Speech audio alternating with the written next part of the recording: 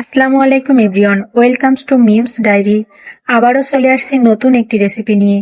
রেসিপিটি অবশ্যই বুঝতে পারছেন, পায়েস। আর পায়েস খাইতে মজা লাগে না এমন কোনো মানুষ নেই, সবারই কম বেশি পছন্দ।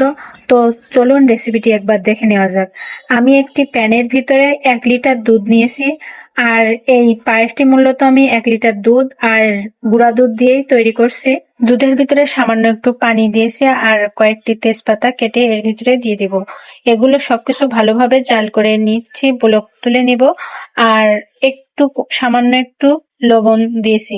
বলক উঠতে আমি এর ভিতরে দিয়ে দিয়েছি চিনি। এখানে আমি 5 টেবিল চামচ চিনি ব্যবহার করছি। আমরা একটু মিষ্টি কম খাই, তাই এখানে মিষ্টির পরিমাণটা কম দিয়েছি। আর যে যা পছন্দ মতো বাড়িয়ে কমিয়ে দিতে পারেন।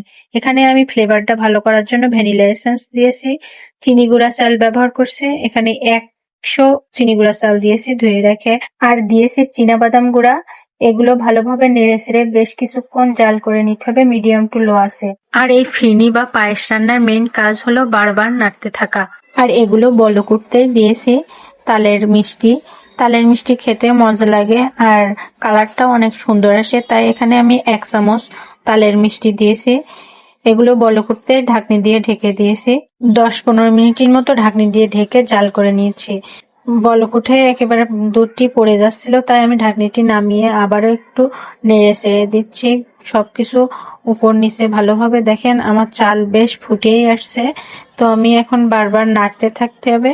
এবার আমি বোঝার চেষ্টা করছিলাম মিষ্টির পরিমাণটা কেমন আছে আর চাল কতটা ফুটছে। তা মিষ্টির পরিমাণ একটু কম ছিল, তাই আমি এখানে তালের মিষ্টি দিয়েছি 1 চামচ।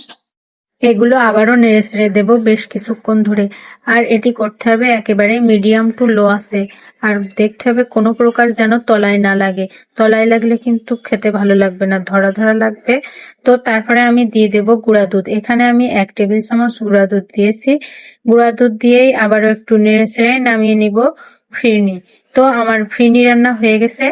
এবার পরিবেশন করার পালা। মাশাআল্লাহ, দেখেন কত সুন্দর হয়েছে। এটি দেখতেও যতটা লোভনীয় হয়েছে, খেতেও ততটাই মজাদার হয়েছে। আপনারাও এভাবে বাসায় ট্রাই করবেন। আর এরকম নতুন নতুন ভিডিও পেতে লাইক, কমেন্ট, শেয়ার করে পাশে থাকবেন। আজ এই পর্যন্তই। পরবর্তীতে নতুন কোনো ভিডিও নিয়ে আবারও আসবো আপনাদের মাঝে। ততক্ষণ পর্যন্ত ভালো থাকুন, সুস্থ থাকুন। আর আমার জন্য সুস্থতা কামনা করে এখানে শেষ করছি। আল্লাহ হাফেজ।